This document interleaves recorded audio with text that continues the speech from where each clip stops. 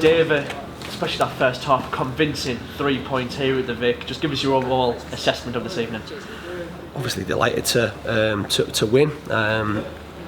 Job done from our perspective, certainly for the Saturday fixture with the other results that happened prior to our game. Like I said, first half our intensity was great, as good as it has been, and we've been pretty consistent in that throughout the course of the season. It's something that is really I suppose a team that we're renowned for, and we put ourselves in a match-winning position. Obviously, second half they changed their shape. Have to throw caution to the wind a little bit. As much as I wanted us to be on the front foot, because that's when we're at our best. I think I've been there because it's a player's mentality that you are 3-0 up, and almost it becomes a case of trying to defend that 3-goal lead, and that can be at times dangerous from the side. It certainly becomes frustrating from our perspective, but we've won the game, and that's the objective against a team that, like I say, are in and around it, have been on a good run, but our run continues, which we're delighted with. You can hear just behind you the fans have gathered on Clarence Road, and every 3 points is just for them, and you can see how much it means to them as well. Yeah, it's another one chalked off. I've said right from the start, really. The aim for us has to be to hopefully at the back end of the season have a meaningful game inside here, and hopefully the 29th of May becomes a meaningful game, and if it doesn't, then further down the line there'll be hopefully another one. But listen, we're in with a shot to have people. I suppose people are allowed to go out and about now. There must only be a group of 6 there. That's obviously what the rules are, so there can't be any more than that.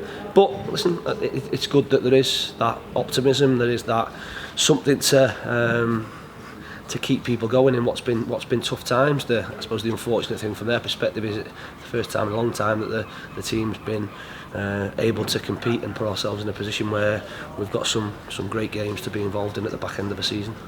You had plenty of options for your team today, and the bench. 3 new players coming in last week as well.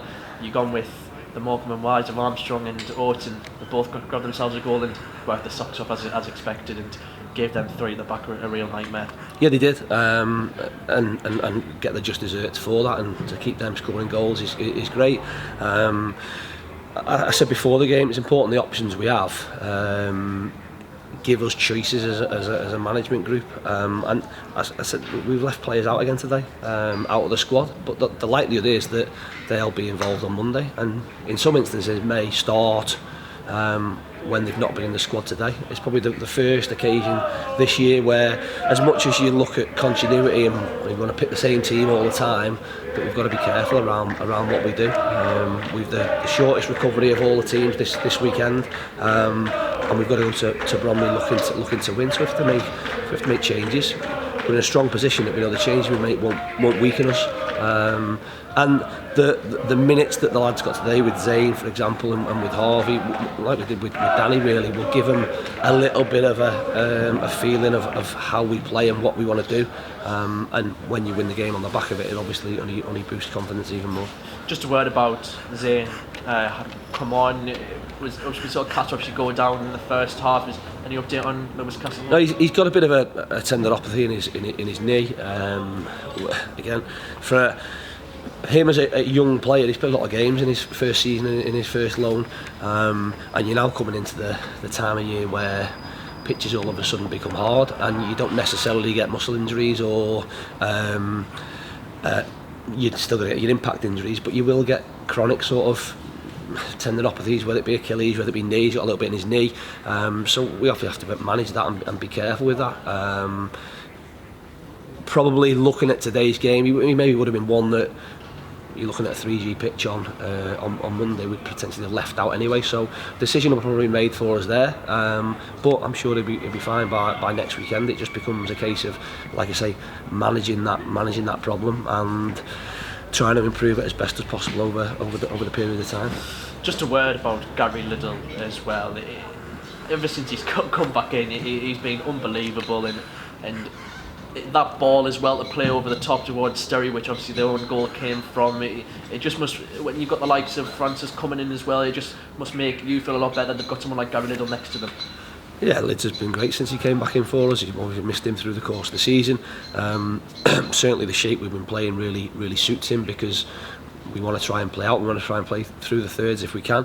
And he's very good at that in terms of he's comfortable on the ball and will take it with people around him and provides a calmness with his experience. That's always going to be vital through the team. And to have that, like you say, at the back, but especially with him and with Feathers in front of him, they are almost calming figures, because they do things, or they make things look very simple the way they go about the stuff, which is obviously massive for us. Did you allow before the game the other lads to look at the other results before they're going in? And you don't have any choice, do you? Listen, the TVs are on. It's as simple as that. You're not going to have. It's probably the first week this week with the obviously social media blackout that they may have been able to hide away from results. But listen, it is what it is. We're in a title race. Knowing what other teams have done, it can have pressure, I suppose. But if you need any motivation, you know what I mean. You know you can't afford to slip up, and that'll be the case every week between now and the end of the season. So, like I said, we can't control things externally and what other teams do, but players are obviously going to know what's happening, and we've done our job. That's all we can do, and look forward to Monday now. Just finally, I'm guessing the message at the end of the game was we'll do the exact same thing on Monday. Yeah, I mean, the message was, I suppose, learning from little bits. So with our first half performance and being 3 goals in front, we probably earned the right to be a little more reserved in our press. What we needed to be was more, I suppose, ruthless, and at times maybe all right, they're having their spell, we'll go man for man against you, so our midfield 3 will lock onto their 3, and probably press from slightly deeper areas. I thought we gave ourselves up a time and got played through, got a little bit stretched, and that's something we can learn from. We can get better at. Like I say, we're by no means the finished article. We're very good well on the front foot, but if there are spells in games where teams have pressure, then be comfortable defending your goal and be comfortable almost making it a little bit of a, I suppose, a lead scenario where you do follow people around and you say, all right, I'm going to take away from my game a little bit, but I'm going to stop you. I think we could have done that better second half. Dave, thanks very much. Cheers, thank you.